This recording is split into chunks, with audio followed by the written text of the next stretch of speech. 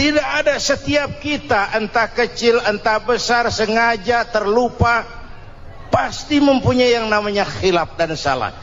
Allah Tuhan kita Tuhan yang ramah dan rahmah. Manusia, dosamu banyak tapi ampunanku lebih banyak.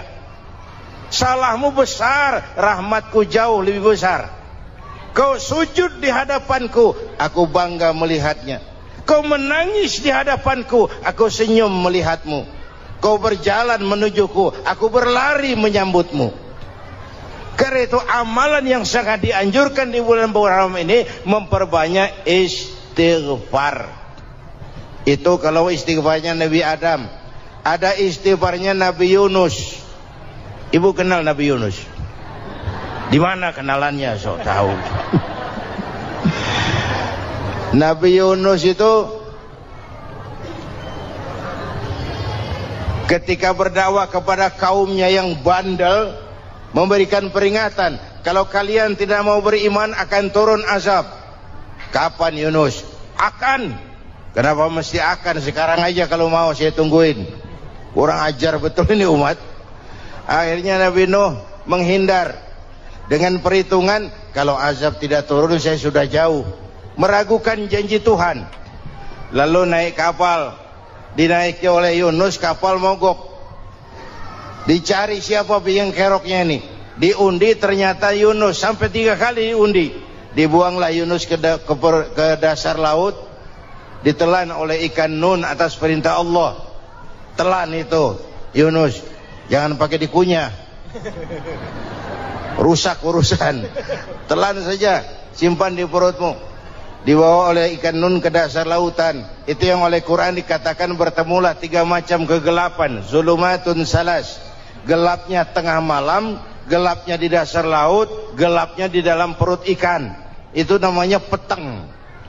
Mbahnya gelap. Di perut ikan itulah Nabi Nuh sadar akan kesalahannya, meragukan janji Allah, meragukan janji Allah. Ia sujud di dalam perut ikan itu, membaca la ilaha illa anta subhanaka inni kuntu. Itu istighfarnya Nabi Yunus. Dibacakan istighfar begitu, ikan sakit perut pak. Di dasar laut kemana mau cari apotik? Dia naik ke permukaan, memuntahkan isi perutnya. Nabi Yunus keluar dengan selamat. Itu pun terjadi pada hari ke-10 bulan Muharram. Istighfar intinya itu. Itu amalan utama bulan Muharram, memperbanyak istighfar. Allah selamatkan Nabi Nuh dari bahtera banjir yang luar biasa 10 Muharram. Allah selamatkan Nabi Ibrahim dari pembakaran Raja Namrus 10 Muharram. Setelah Nabi Ibrahim itu menghancurkan berhala-berhala, Abrahat pulang mau ibadah, lihat Tuhannya berantakan, marah besar. Siapa yang menghancurkan Tuhan-Tuhan kita ini? Ada yang lapor, kami lihat Ibrahim. Tangkap. Belum ada bukti, tangkap dulu yang penting. Bukti belakangan. Tangkap. Wah, dikerahkanlah aparat. Tangkap Nabi Ibrahim. Disidang langsung oleh Abrahat, oleh Namrus maksud saya. Ibrahim, kau yang menghancurkan berhala-berhala kami ini, Tuhan-Tuhan kami. Siapa bilang? Ada yang lapor. Saya dengar enggak semua berhala itu hancur. Ada yang paling besar, angkat tangan, saya lihat ada kampak di tangannya. Barangkali yang besar itu iseng tuh, yang kecil-kecil dikampakin. Tanya aja sama dia, kamu gila? Kenapa? Masa kami disuruh nanya berhala? Gak bisa jawab. Gak bisa jawab. Lah kenapa disembah? Lebih gila mana sih? Tahu gak bisa jawab kenapa disembah? Kurang ajar kamu Ibrahim. Bakar, dibakar. Ketika Ibrahim dilempar ke kobaran api yang menggunung, Allah perintah api, ya naru kuni bardan wa salaman ala Ibrahim. Hai api, dinginlah sampean. Api Madura waktu itu Pak. Hai api, dinginlah sampean, selamatkan Ibrahim.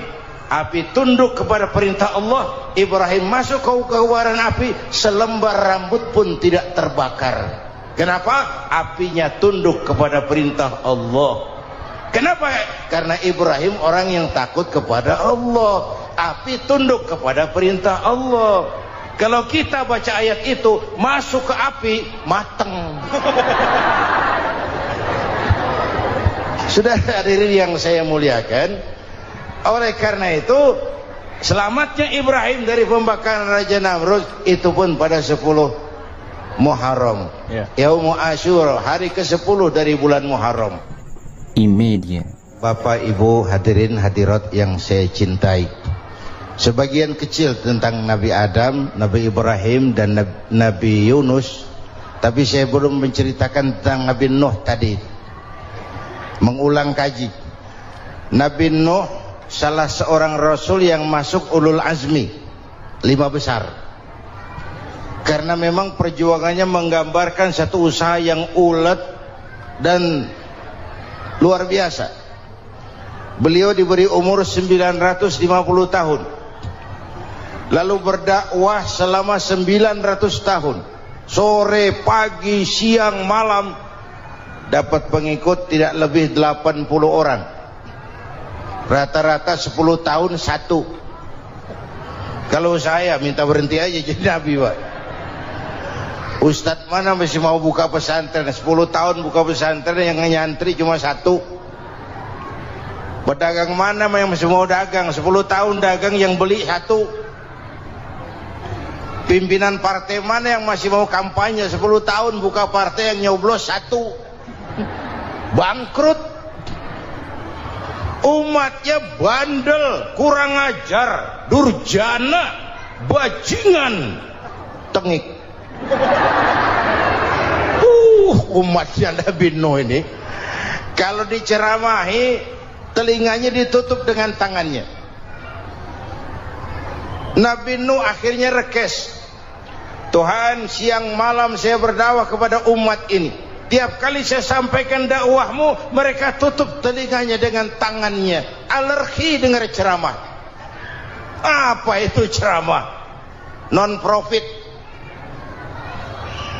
Saudara-saudara, jadi mau kamu gimana, Nuh? Sudah Tuhan, habiskan saja orang kafir. Nanti kalau punya anak, anaknya pun kafir lagi. Lebih baik bapak moyangnya sikat habis. Biasanya kalau bapak kalong, anak kampret. Bapak nyolong, anak nyopet. Fotokopi gimana aslinya? Habiskan saja. Itu mau kamu, Nuh?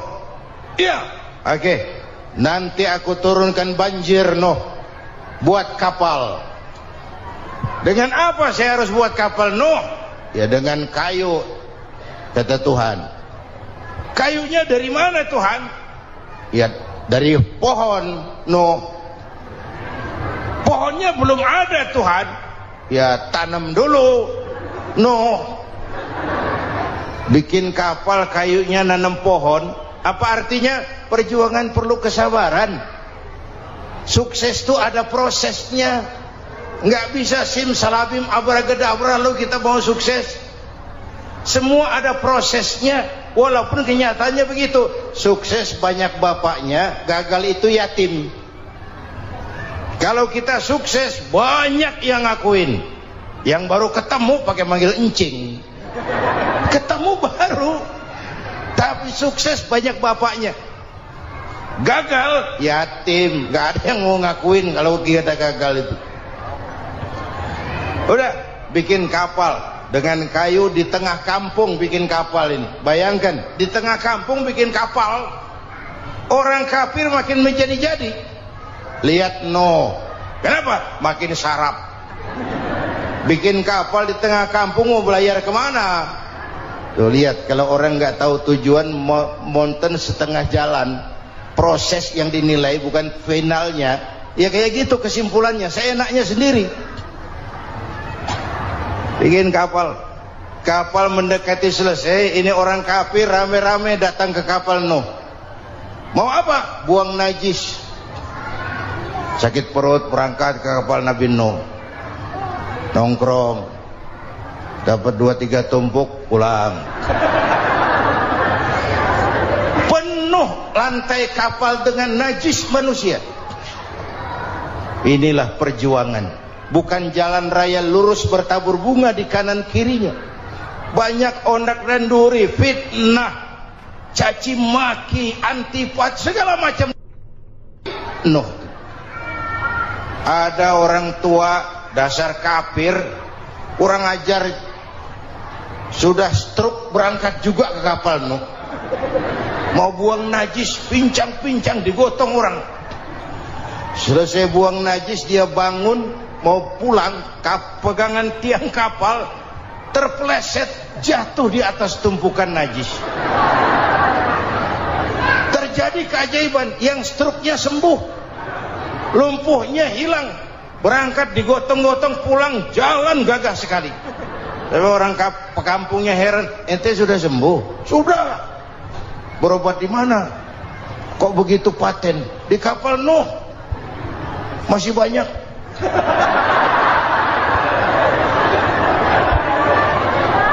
Yang berasa perlu obat bawa rantang. Ambil, bersih lagi geladak kapal itu. Sudah selesai Nuh? Selesai. Oke, kau orang yang beriman bersamamu, binatang serba sepasang, naik Nabi Nuh, naik orang beriman, naik binatang serba sepasang. Ini cikal bakal penyelamatan manusia, Pak. Naiklah orang beriman, sudah naik semua, Nabi Nuh kontrol. Ini contoh buat kita, kontrol. Sudah naik semua teman-teman, sudah. Pemimpin yang baik bukan cuma terima laporan di belakang meja. Laporan itu yang mana juga bagus. Sama juga kampanye yang mana juga merdu. Kalau aja yang dihitung. Pernah ada calon bupati kampanye janji, kalau saya berhasil kita akan banyak bangun jembatan di daerah kita. Tanya, Pak, nggak ada sungai di kampung kita, Pak. Dia bilang, sungainya kita bangun sekalian. Udah kadung janji, mana pula orang mau bangun sungai itu. Saudara-saudara, kontrol. Jangan cuma tunggu laporan di belakang meja, semua laporan bagus. Ya Bu? Bu?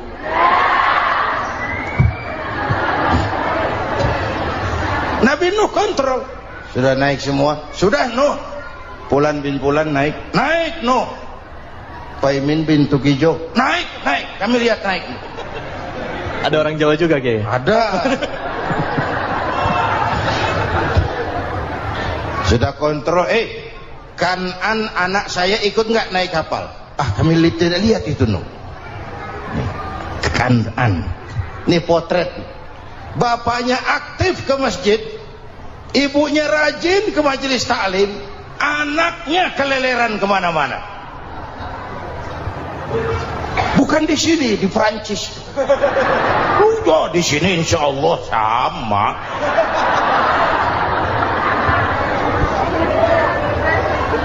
Nuh karena sayang anak, Nuh karena cinta anak, Nuh karena tanggung jawab anak, cari naik ke atas kapal. Lihat Kan'an, anak saya, nggak lihat Nuh. Turun ke ruang bawah, periksa lagi. Mang, ayah Kan'an di dia. Jamaah Tasik ini rupanya di dalam. Tuh ayah Mang. Ayah kemana ya budak ini? Turun ke bawah, tanya lagi. Ono Kan'an toh? Orang nano raketok. Rombongan Jawa Tengah naik ke atas buritan. Dari buritan kelihatan ternyata Kan'an tidak ikut naik kapal, kumpul di darat bersama orang kafir. Ini potret kita sekarang. Kumpul sama orang kafir, hanyut anak-anak kita, ditelan budayanya orang kafir, ditelan tradisinya orang kafir, ditelan pergaulannya orang kafir. Nuh karena sayang anak dari atas manggil. Dalam Quran dijelaskan itu. Karena Nabi Nuh di atas, Kan'an di bawah, teriak. Ya bunayyar kam ma'ana. Begitu dalam Quran ayatnya. Cuma Bang ini pakai gaya memanggil supaya kelihatan kegambar, kira-kira Nuh manggilnya begitu. Ini namanya gaya dakwah, Pak. Kalau ceritanya datar nggak menarik, maka Nuh memanggil Kan'an, ya bunayyar kam ma'ana. Kata yang dengar, ini gaya orang manggil, ya bunayyar kam ma'ana. Kan'an, kesini nak, naik kapal sama papi. Kata Kan'an di bawah itu, enggak mau papi, John di sini saja. Kata Nuh, jangan nak, Allah sedang murka, akan turun banjir. Kalau datang banjir papi, sa'awi ila jabalin ya'simuni minal ma', saya akan naik ke gunung tinggi yang bisa menyelamatkan saya dari banjir. Kan'an naik ke gunung, gunung dihantam banjir, Kan'an mati sampai sekarang. Yang kelima, Nabi Musa, kisah Muharramnya ini lahir dalam kondisi yang sulit karena Fir'aun mimpi akan lahir seorang anak dari keturunan Bani Israel yang akan menghancurkan kerajaannya. Kata Fir'aun, sudah lahir belum anaknya? Belum. Kalau gitu mulai malam ini laki-laki dilarang bergaul sama istrinya. Semua perempuan hamil di bawah pengawasan negara. Mulai hari ini kalau lahir anak laki-laki terutama Bani Israel, penggal. Satpol PP disiapkan. Udah ada kayaknya. Ada. Patroli. Bayangkan, Fir'aun itu bikin undang-undang seenaknya sendiri. Apalagi merasa kekuasaannya dalam ancaman. Penguasa manapun kalau merasa dalam ancaman, panik. Padahal kekuasaan itu kayak harimau, makin lama ditaiki makin sulit turun. Kenapa? Karena macannya makin lapar. Naik terus capek, turun dimakan harimau, serba sulit. Saudara-saudara, kalau kita mau belajar dari Pak Harto, saya melihat kekurangan Pak Harto cuma satu, terlambat berhenti.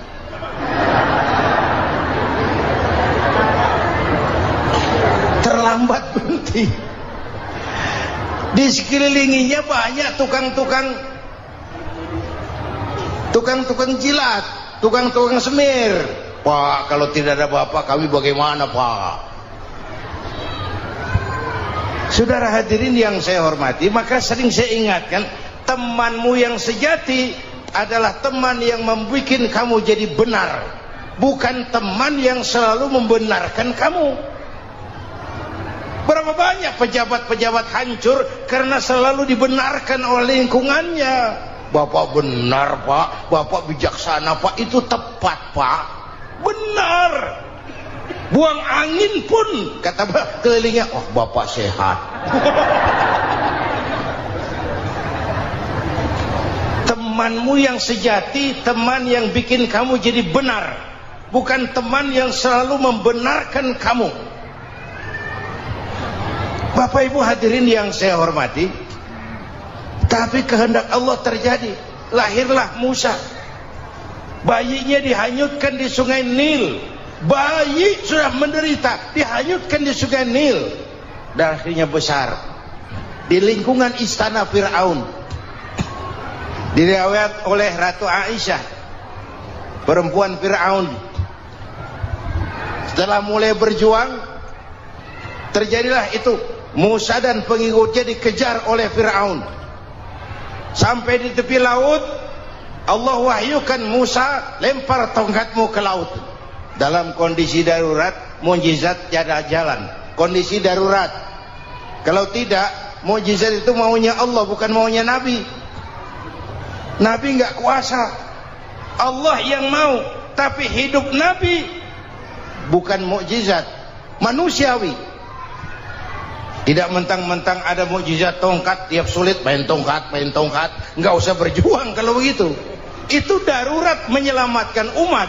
Tongkat dilempar ke laut, laut terbelah. Laut terbelah. Itu secara visualnya bisa kita lihat dalam film The Ten Commandments. Udah nonton belum? Urusan nonton kalah sama Ustadz bagaimana sih? Ten Commandments, 10 firman Tuhan.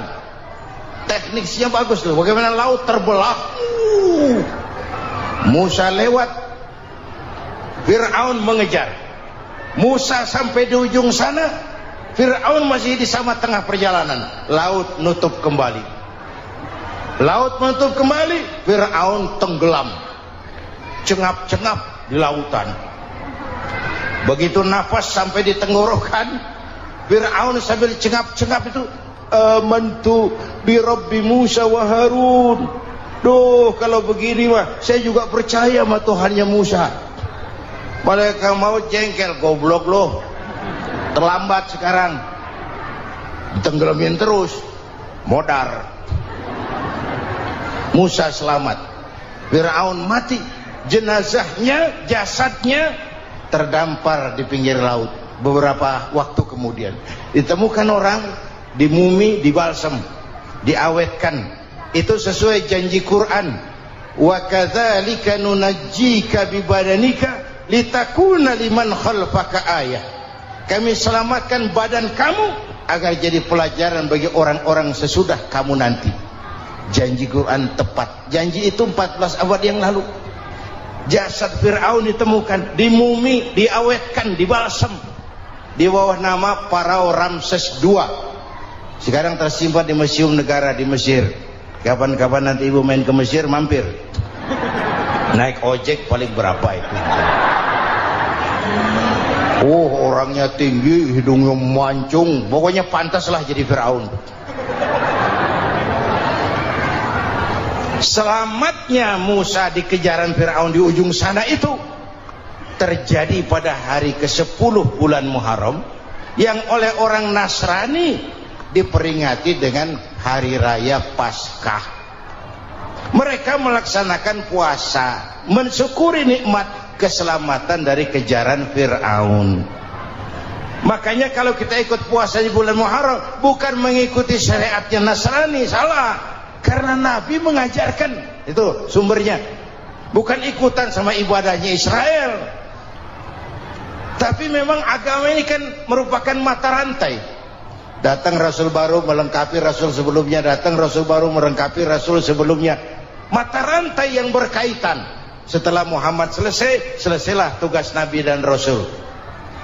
Selesailah misi Nabi dan Rasul. Tidak ada Nabi lagi sesudah Nabi Muhammad. Itu harga mati, titik. Gak ada kompromi. Siapapun sekarang ini nggak datang ngaku jadi Nabi, wajib tidak percaya. Wajib tidak percaya. Tapi kaitannya memang, kita bilang Nasrani, orang bahasa Arab, bahasa Ibraninya Nazaret. Nasiroh, Nazaret. Itu beda dialek. Kita Daud, dia David.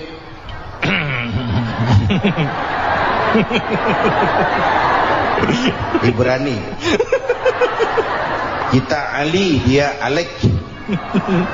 Kita Sulaiman, dia Solomon.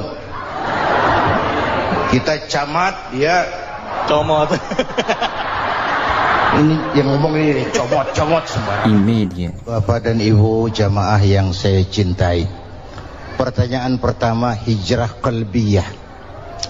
Ada hijrah badaniyah, hijrah fisik yang dilakukan Nabi dan sahabat dari Mekah ke Madinah. Itu hijrah badaniyah.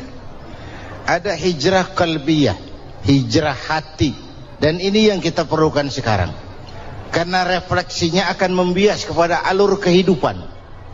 Kalau hati kita mau berhijrah, fisik akan ngikuti. Hijrah dari tempat, dari malas ibadah menjadi rajin ibadah. Hijrah dari maksiat kepada yang ma'ruf. Dari berpecah belah menjadi bersatu. Hijrah seperti itu yang sangat kita perlukan. Subhanallah, sangat luar biasa apa yang sudah disampaikan oleh guru kita almarhum Kiai Haji Zainuddin MZ. Sahabat beriman yang dirahmati Allah, tetaplah di channel ini, jangan kemana-mana dulu karena tausiah ini belum selesai. Dan masih banyak lagi hal-hal menarik yang akan disampaikan oleh guru kita almarhum Kiai Haji Zainuddin MZ.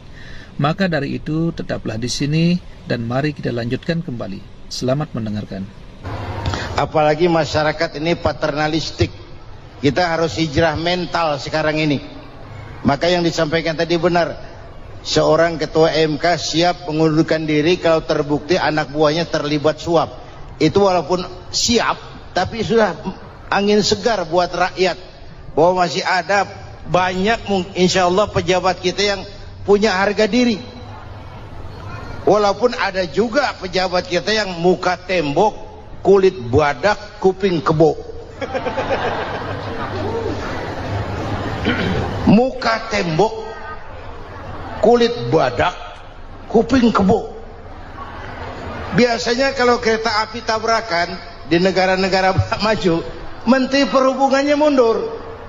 Di kita petugas palang pintu dipecat.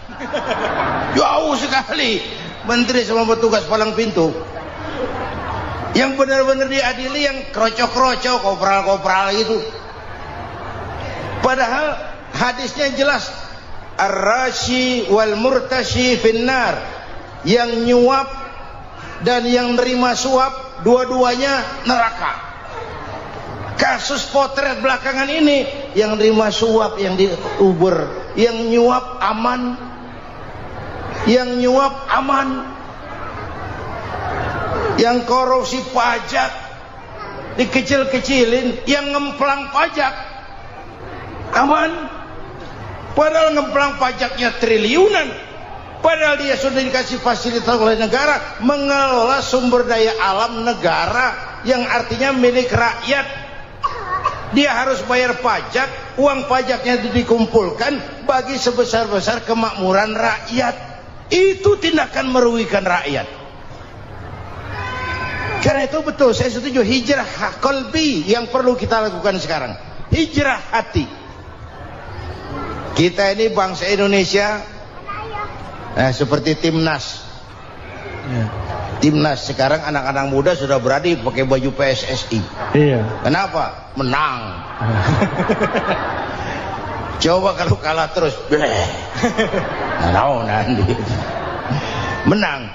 Tapi bangsa Indonesia itu memang seperti timnas, namanya kesebelasan. 11 orang. Walaupun ada pemain bintang, ya ada presiden, gubernur, menteri, itu bintang-bintang. Tapi bintang baru ada artinya kalau dibantu 10 pemain yang lain. Cristiano Ronaldo, siapa itu? Penyerang tengah Real Madrid, bintang. Lionel Messi, siapa lagi? Barcelona, bercelana.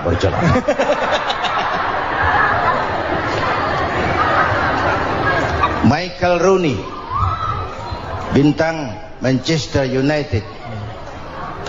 Ronaldo baru bintang, Messi baru bintang kalau ada 10 pemain yang lain.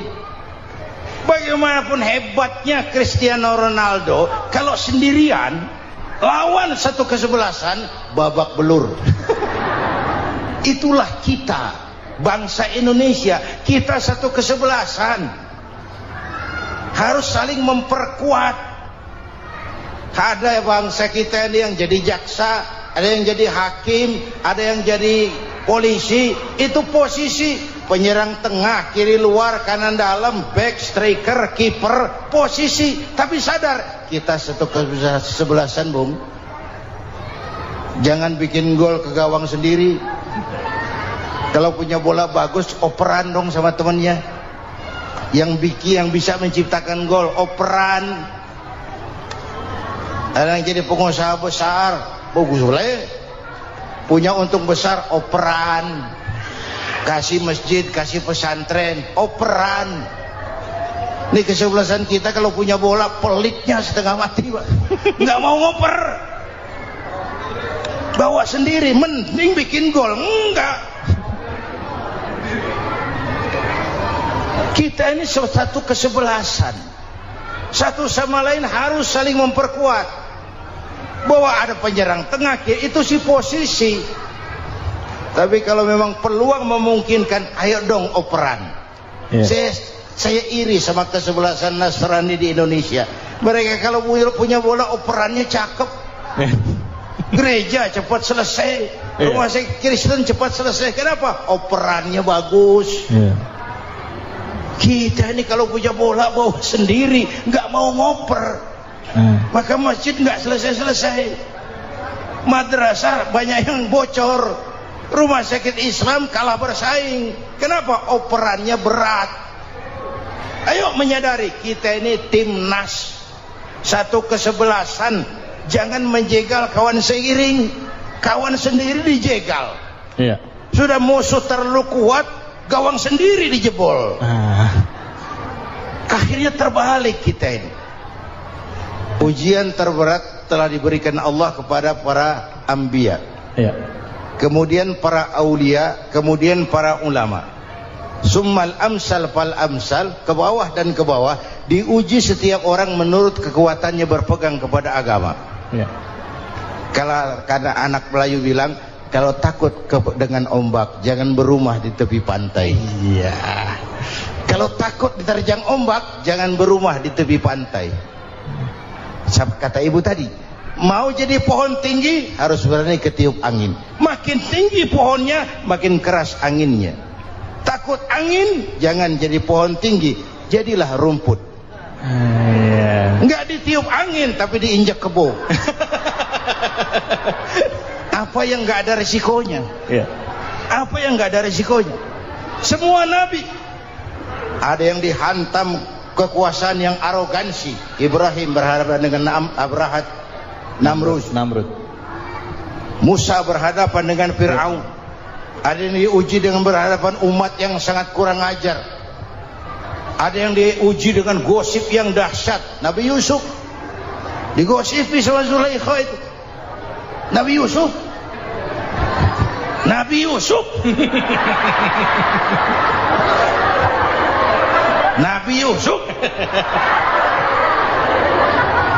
Yang namanya gosip itu kan menyebarkan keburukan orang. Kalau benar saja hukumnya ghibah. Kalau salah hukumnya fitnah. Fitnah lebih bahaya dari pembunuhan. Benarnya ghibah, salahnya fitnah. Saudara hadirin yang saya hormati, jadi resiko itu biasa. Tidak ada yang tanpa resiko. Kalau takut ombak, jangan berumah di tepi pantai. Tinggal bagaimana kita menyikapinya. Kalau kita dewasa, ini bagian ibadah saya kurang, mungkin karena dia omongin orang, tambah pahala saya. Mungkin karena dia omongin orang, tambah pahala saya. Maka saya ngadapi gosip sepatah pun saya nggak ngomong. Saya cicing. Saya percaya masyarakat tuh punya filter. Amin. Saya percaya Tuhan tuh nggak tidur. Kemudian melahirkan kita ke alam dunia ini, secara biologis bahan kita sama. Alhamdulillahirrabbilalamin. Itulah tadi tausiah yang sangat luar biasa yang sudah disampaikan oleh guru kita almarhum Kiai Haji Zainuddin MZ. Tentunya banyak sekali ilmu, hikmah dan manfaat yang bisa kita jadikan pelajaran dalam kehidupan kita sehari-hari.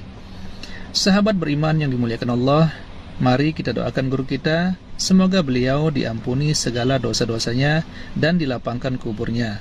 Amin ya rabbal alamin. Dan buat sahabat semua yang sudah setia menonton tausiah ini sampai selesai, saya ucapkan terima kasih banyak.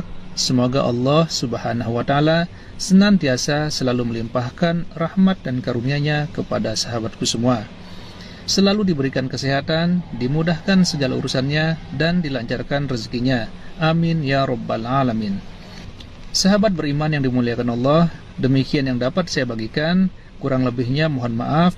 Wabillahi taufiq wal hidayah, waridha wal inayah. Wassalamualaikum warahmatullahi wabarakatuh. Setelah kita mendengarkan kajian yang sangat luar biasa dari guru kita Al-Maghfurullah Kiai Haji Zainuddin MZ, sekarang mari kita lanjutkan aktivitas kita masing-masing. Semoga sahabat semua selalu diberikan kelancaran, diberikan kesehatan, dan dimudahkan segala urusannya. Amin ya rabbal alamin. Demikian yang dapat saya bagikan, kurang lebihnya mohon maaf. Sampai bertemu lagi di kajian-kajian berikutnya. Salam sukses selalu. Assalamualaikum warahmatullahi wabarakatuh.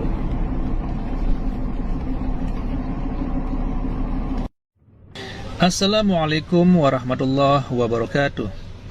Alhamdulillahirabbil alamin, wassalatu wassalamu ala asyrafil anbiya'i wal mursalin sayyidina Muhammadin wa ala alihi wa sahbihi ajma'in, amma ba'du. Sahabat beriman yang dimuliakan Allah, alhamdulillah kita bertemu lagi di channel ini. Doa dan harapan saya, semoga sahabatku semua selalu diberikan kesehatan, dimudahkan segala urusannya, dan dilancarkan rezekinya. Amin ya rabbal alamin. Pada kesempatan yang berbahagia ini, saya mengajak sahabatku semua untuk mendengarkan tausiah yang sangat luar biasa dari guru kita almarhum Kiai Haji Zainuddin MZ. Tentunya banyak sekali ilmu dan manfaat yang bisa kita jadikan pelajaran dalam kehidupan kita sehari-hari. Berikut ini mari kita simak bersama isi tausiah dari guru kita almarhum Kiai Haji Zainuddin MZ. Selamat mendengarkan. Adam itu bapak moyang kita. Dosanya satu, makan buah khuldi, dikeluarkan dari surga. Kita dosanya banyak, kepengen masuk, enggak nyambung. Hai Adam, dari tidak ada kamu saya adakan. Saya perintahkan tinggal di surga. Merasa sepi sendirian, saya ciptakan Siti Hawa supaya kamu tenang. Kamu boleh nikmati semuanya. Ini boleh, itu boleh, ini boleh, itu boleh. Makan, makanlah yang kau mau. Minum, minumlah yang kau suka. Pakai, pakailah yang kau senang. Satu yang saya minta, jangan dekati pohon khuldi. Itu kau tidak sanggup, keluar. Diusir dari surga. Sujud Nabi Adam. Kata riwayat 40 tahun sujud membaca Rabbana zalamna anfusana wa illam taghfir lana wa tarhamna lanakunanna minal. Itu namanya istighfarnya Nabi Adam. Istighfar itu kan mengucapkan astagfirullah, basmalah, membaca bismillah. Jangan kayak teman saya disuruh banyak-banyak baca istighfar, benar-benar dia baca istighfar, istighfar, istighfar. Bukan itu maksudnya. Nah, maka salah satu amalan yang sangat dianjurkan di bulan Muharram ini memperbanyak istighfar. Tidak ada orangnya yang tidak. Ayo jujur, ini yang kumpul di sini semua, ada nggak yang nggak punya dosa? Yang merasa nggak punya dosa, ayo ke depan. Ada? Tidak ada. Setiap kita, entah kecil entah besar, sengaja, terlupa, pasti mempunyai yang namanya khilaf dan salah. Dan Allah Tuhan kita bukan Tuhan pendendam. Allah Tuhan kita Tuhan yang ramah dan rahmah. Manusia, dosamu banyak, tapi ampunanku lebih banyak.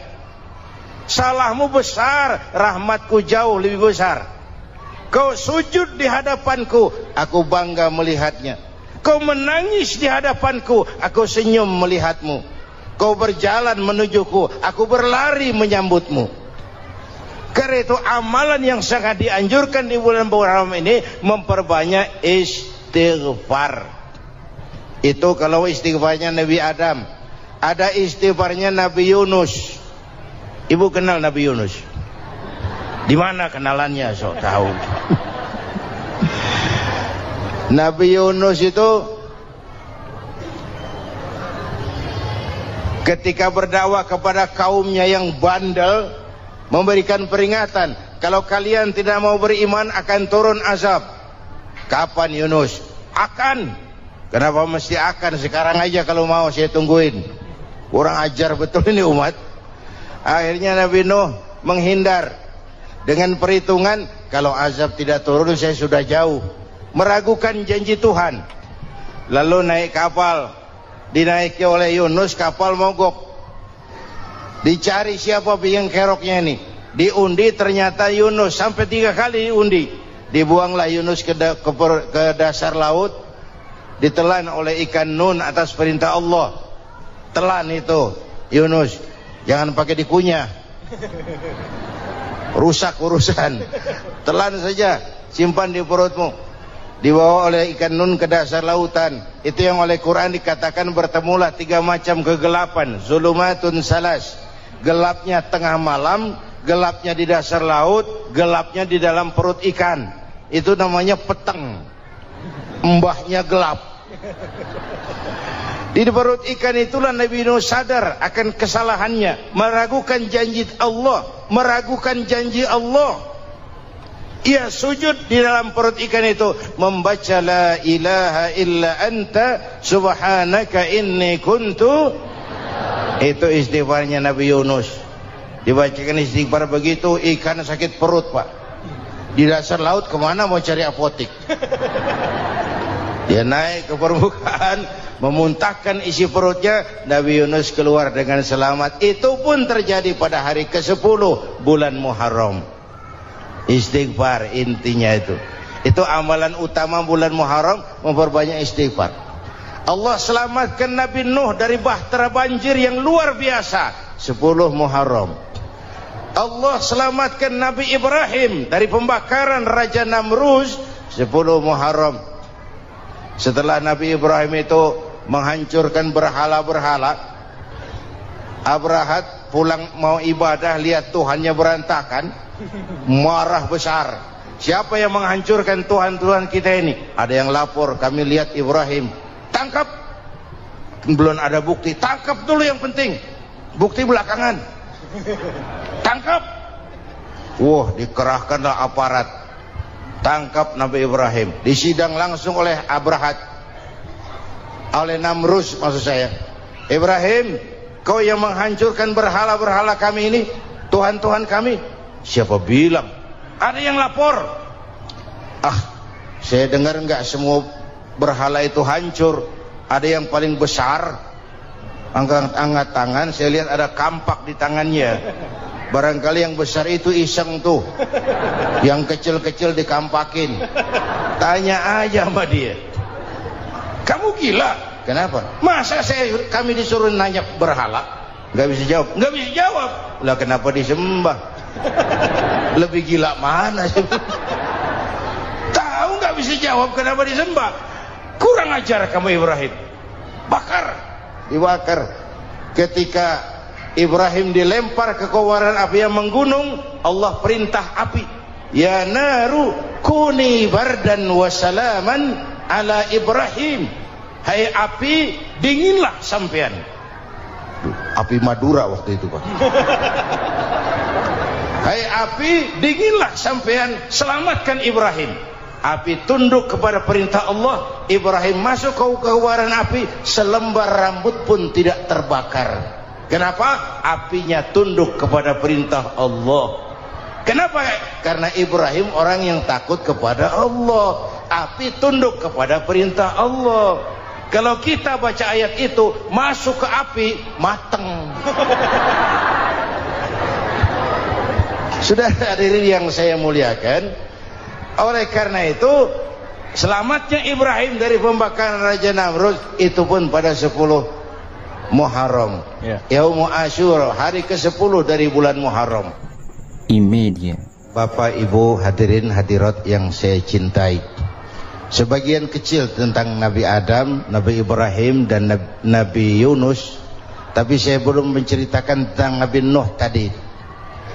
Mengulang kaji, Nabi Nuh salah seorang rasul yang masuk ulul azmi 5 besar, karena memang perjuangannya menggambarkan satu usaha yang ulet dan luar biasa. Beliau diberi umur 950 tahun, lalu berdakwah selama 900 tahun, sore, pagi, siang, malam, dapat pengikut tidak lebih 80 orang, rata-rata 10 tahun satu. Kalau saya minta berhenti aja jadi nabi, Pak. Ustadz mana masih mau buka pesantren 10 tahun buka pesantren, yang nyantri cuma satu. Pedagang mana yang masih mau dagang 10 tahun dagang, yang beli satu. Pimpinan partai mana yang masih mau kampanye 10 tahun buka partai, yang nyoblos satu. Bangkrut.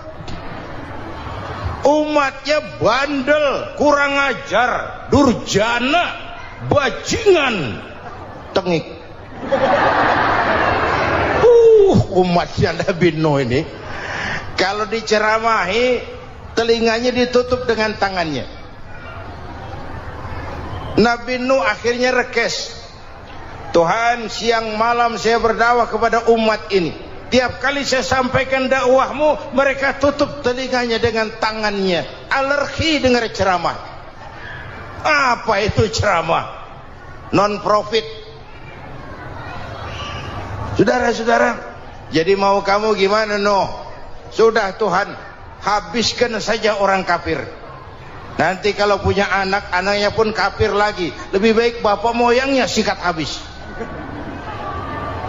Biasanya kalau bapak kalong, anak kampret. Bapak nyolong, anak nyopet. Fotokopi gimana aslinya? Habiskan saja. Itu mau kamu, Nuh? Iya. Oke, nanti aku turunkan banjir, Nuh, buat kapal. Dengan apa saya harus buat kapal, Nuh? Ya dengan kayu, kata Tuhan. Kayunya dari mana, Tuhan? Ya dari pohon, Nuh. Pohonnya belum ada, Tuhan. Ya tanam dulu, Nuh. Bikin kapal kayunya nanam pohon. Apa artinya? Perjuangan perlu kesabaran. Sukses itu ada prosesnya. Nggak bisa simsalabim abracadabra lalu kita mau sukses. Semua ada prosesnya. Walaupun kenyataannya begitu. Sukses banyak bapaknya, gagal itu yatim. Kalau kita sukses banyak yang ngakuin. Yang baru ketemu pakai manggil encing. Ketemu baru. Tapi sukses banyak bapaknya. Gagal yatim, nggak ada yang mau ngakuin kalau kita gagal itu. Udah bikin kapal dengan kayu di tengah kampung, bikin kapal ini. Bayangkan di tengah kampung bikin kapal, orang kafir makin menjadi-jadi. Lihat Nuh, kenapa? Makin sarap. Bikin kapal di tengah kampung, mau belayar kemana? Tuh lihat, kalau orang nggak tahu tujuan, mountain setengah jalan, proses yang dinilai bukan finalnya, ya kayak gitu kesimpulannya. Saya enaknya sendiri. Bikin kapal, kapal mendekati selesai, ini orang kafir rame-rame datang ke kapal Nuh. Mau apa? Buang najis. Sakit perut, berangkat ke kapal Nabi Nuh. Nongkrong. Dapat 2-3 tumpuk, pulang. Penuh lantai kapal dengan najis manusia. Inilah perjuangan. Bukan jalan raya lurus bertabur bunga di kanan kirinya. Banyak ondak dan duri, fitnah, caci maki, antipat, segala macam. Nuh. Ada orang tua dasar kafir, kurang ajar, sudah stroke berangkat juga ke kapal Nuh. Mau buang najis, pincang-pincang digotong orang. Selesai buang najis, dia bangun mau pulang, pegangan tiang kapal terpeleset, jatuh di atas tumpukan najis. Terjadi keajaiban, yang stroke-nya sembuh, lumpuhnya hilang, berangkat digotong-gotong pulang, jalan gagah sekali. Tapi orang pekampungnya heran, ente sudah sembuh? Sudah. Berobat di mana? Kok begitu paten? Di kapal Nuh. Masih banyak.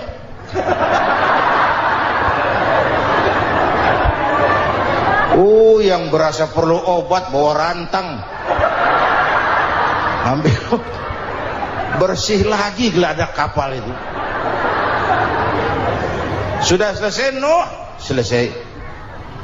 Oke, kau orang yang beriman bersamamu, binatang serba sepasang, naik Nabi Nuh, naik orang beriman, naik binatang serba sepasang. Ini cikal bakal penyelamatan manusia, Pak. Naiklah orang beriman, sudah naik semua, Nabi Nuh kontrol. Ini contoh buat kita, kontrol. Sudah naik semua teman-teman, sudah. Pemimpin yang baik bukan cuma terima laporan di belakang meja. Laporan itu yang mana juga bagus. Sama juga kampanye, kampanye yang mana juga merdu. Kalau aja yang dihitung. Pernah ada calon bupati kampanye janji, kalau saya berhasil kita akan banyak bangun jembatan di daerah kita. Rakyat tanya, Pak, nggak ada sungai di kampung kita, Pak. Dia bilang, sungainya kita bangun sekalian. Udah kadung janji, mana pula orang mau bangun sungai ini. Saudara-saudara, kontrol. Jangan cuma tunggu laporan di belakang meja, semua laporan bagus. Ya, Bu? Bu?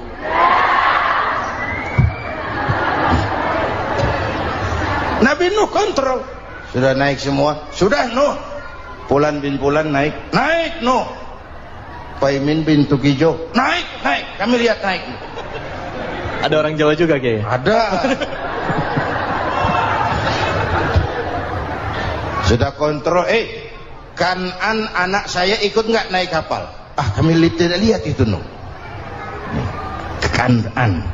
Ini potret. Bapaknya aktif ke masjid, ibunya rajin ke majelis taklim, anaknya keleleran kemana-mana. Bukan di sini, di Prancis. Udah di sini insya Allah sama.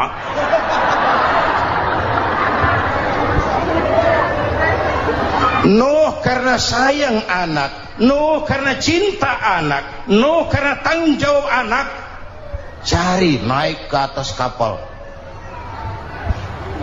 Lihat Kan'an, anak saya, nggak lihat Nuh. Turun ke ruang bawah, periksa lagi. Mang, ayah Kan'an di dia. Jamaah Tasik ini rupanya di dalam. Tuh ayah Mang. Ayah kemana ya budak ini? Turun ke bawah, tanya lagi, ono Kan'an toh? Ora nano raketo. Rombongan Jawa Tengah naik ke atas buritan.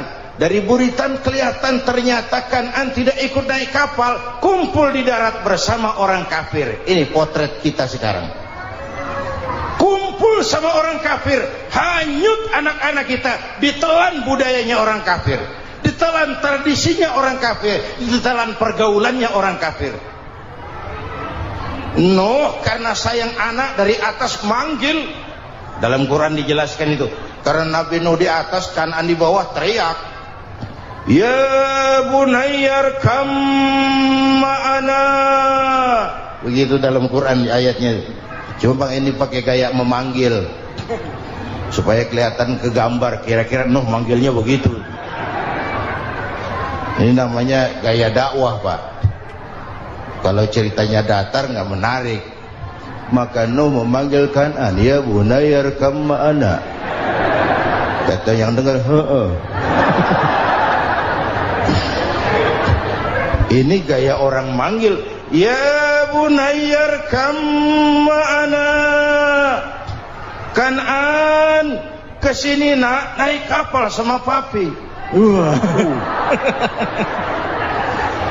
Kata Kan'an di bawah itu, enggak mau papi, John di sini saja. Kata Nuh, jangan nak, Allah sedang murka, akan turun banjir. Kalau datang banjir papi, sa'awi ila jabalin ya'simuni minal ma'. saya akan naik ke gunung tinggi yang bisa menyelamatkan saya dari banjir. Kan'an naik ke gunung, gunung dihantam banjir, Kan'an mati sampai sekarang. Yang kelima, Nabi Musa, kisah Muharramnya ini lahir dalam kondisi yang sulit karena Fir'aun mimpi akan lahir seorang anak dari keturunan Bani Israel yang akan menghancurkan kerajaannya. Kata Fir'aun, sudah lahir belum anaknya? Belum. Kalau gitu mulai malam ini laki-laki dilarang bergaul sama istrinya. Semua perempuan hamil di bawah pengawasan negara. Mulai hari ini kalau lahir anak laki-laki terutama Bani Israel, penggal. Satpol PP disiapkan. Udah ada kayaknya. Ada. Patroli. Bayangkan, Fir'aun itu bikin undang-undang seenaknya sendiri. Apalagi merasa kekuasaannya dalam ancaman. Penguasa manapun kalau merasa dalam ancaman, panik. Padahal kekuasaan itu kayak harimau. Makin lama ditaiki, makin sulit turun. Kenapa? Karena macannya makin lapar. Naik terus capek, turun dimakan harimau, serba sulit. Saudara-saudara, kalau kita mau belajar dari Pak Harto, saya melihat kekurangan Pak Harto cuma satu, terlambat berhenti.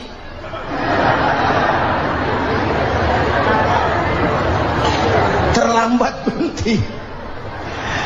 Di sekelilinginya banyak tukang-tukang jilat, tukang-tukang semir. Pak, kalau tidak ada bapak kami bagaimana, Pak? Saudara hadirin yang saya hormati, maka sering saya ingatkan, temanmu yang sejati adalah teman yang membuat kamu jadi benar, bukan teman yang selalu membenarkan kamu.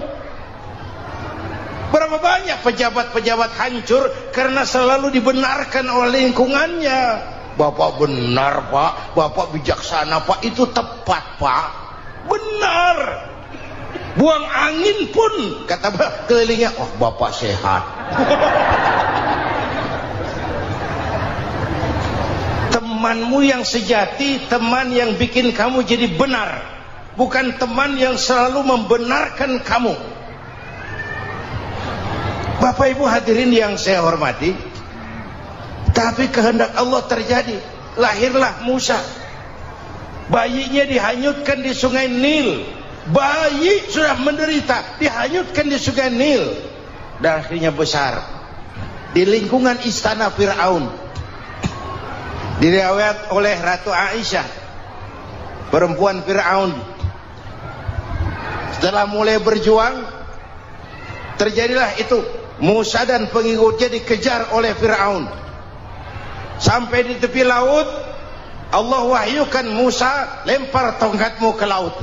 Dalam kondisi darurat, mukjizat tiada jalan. Kondisi darurat. Kalau tidak, mukjizat itu maunya Allah, bukan maunya Nabi. Nabi nggak kuasa, Allah yang mau. Tapi hidup Nabi bukan mukjizat, manusiawi. Tidak mentang-mentang ada mukjizat tongkat, tiap sulit main tongkat, nggak usah berjuang kalau begitu. Itu darurat menyelamatkan umat. Tongkat dilempar ke laut, laut terbelah. Laut terbelah. Itu secara visualnya bisa kita lihat dalam film The Ten Commandments. Udah nonton belum? Urusan nonton kalah sama Ustadz bagaimana sih? Ten Commandments, 10 firman Tuhan. Tekniknya bagus loh. Bagaimana laut terbelah. Musa lewat, Fir'aun mengejar. Musa sampai di ujung sana, Fir'aun masih di sama tengah perjalanan. Laut nutup kembali. Laut menutup kembali, Fir'aun tenggelam. Cengap-cengap di lautan. Begitu nafas sampai di tenggorokan, Fir'aun sambil cengap-cengap itu, amantu bi Rabbi Musa wa Harun. Duh, kalau begini mah saya juga percaya sama Tuhannya Musa. Malaikat maut jengkel, goblok loh, terlambat sekarang, ditenggelamin terus, modar. Musa selamat, Fir'aun mati, jenazahnya, jasadnya terdampar di pinggir laut. Beberapa waktu kemudian ditemukan orang, dimumi, dibalsem, diawetkan. Itu sesuai janji Quran, wa kadzalika nunajjika bibadanika litakuna liman khalfaka ayah. Kami selamatkan badan kamu agar jadi pelajaran bagi orang-orang sesudah kamu nanti. Janji Quran tepat. Janji itu 14 abad yang lalu. Jasad Fir'aun ditemukan, dimumi, diawetkan, dibalsem di bawah nama Pharao Ramses II. Sekarang tersimpan di Museum Negara di Mesir. Kapan-kapan nanti ibu main ke Mesir, mampir. Naik ojek paling berapa itu? Oh, orangnya tinggi, hidungnya mancung, pokoknya pantaslah jadi Fir'aun. Selamatnya Musa di kejaran Fir'aun di ujung sana itu terjadi pada hari ke-10 bulan Muharram, yang oleh orang Nasrani diperingati dengan hari raya Paskah. Mereka melaksanakan puasa, mensyukuri nikmat keselamatan dari kejaran Fir'aun. Makanya kalau kita ikut puasa di bulan Muharram bukan mengikuti syariatnya Nasrani, salah. Karena Nabi mengajarkan, itu sumbernya, bukan ikutan sama ibadahnya Israel. Tapi memang agama ini kan merupakan mata rantai. Datang Rasul baru melengkapi Rasul sebelumnya, datang Rasul baru melengkapi Rasul sebelumnya. Mata rantai yang berkaitan.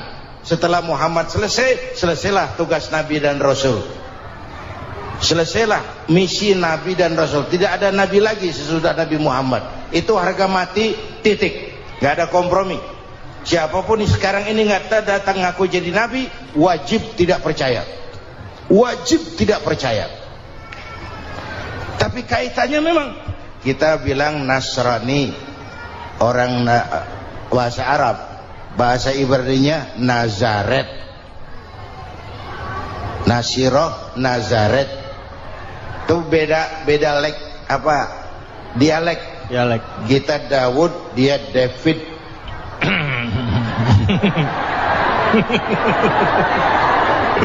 Ibrani. Kita Ali, dia Alek. Kita Sulaiman, dia Solomon. Kita Camat, dia Comot. Ini yang ngomong ini comot semua. Bapak dan Ibu jamaah yang saya cintai, pertanyaan pertama, hijrah qalbiyah. Ada hijrah badaniyah, hijrah fisik yang dilakukan Nabi dan sahabat dari Mekah ke Madinah. Itu hijrah badaniyah. Ada hijrah qalbiyah, hijrah hati. Dan ini yang kita perlukan sekarang. Karena refleksinya akan membias kepada alur kehidupan. Kalau hati kita mau berhijrah, fisik akan mengikuti. Hijrah dari tempat, dari malas ibadah menjadi rajin ibadah. Hijrah dari maksiat kepada yang ma'ruf, dari berpecah belah menjadi bersatu. Hijrah seperti itu yang sangat kita perlukan. Subhanallah, sangat luar biasa apa yang sudah disampaikan oleh guru kita almarhum Kiai Haji Zainuddin MZ. Sahabat beriman yang dirahmati Allah, tetaplah di channel ini, jangan kemana-mana dulu karena tausiah ini belum selesai. Dan masih banyak lagi hal-hal menarik yang akan disampaikan oleh guru kita almarhum Kiai Haji Zainuddin MZ. Maka dari itu tetaplah di sini dan mari kita lanjutkan kembali. Selamat mendengarkan. Apalagi masyarakat ini paternalistik. Kita harus hijrah mental sekarang ini. Maka yang disampaikan tadi benar. Seorang ketua MK siap mengundurkan diri kalau terbukti anak buahnya terlibat suap. Itu walaupun siap, tapi sudah angin segar buat rakyat. Bahwa masih ada banyak insya Allah pejabat kita yang punya harga diri. Walaupun ada juga pejabat kita yang muka tembok, kulit badak, kuping kebo. Muka tembok, kulit badak, kuping kebo. Biasanya kalau kereta api tabrakan di negara-negara maju, menteri perhubungannya mundur. Di kita petugas palang pintu dipecat.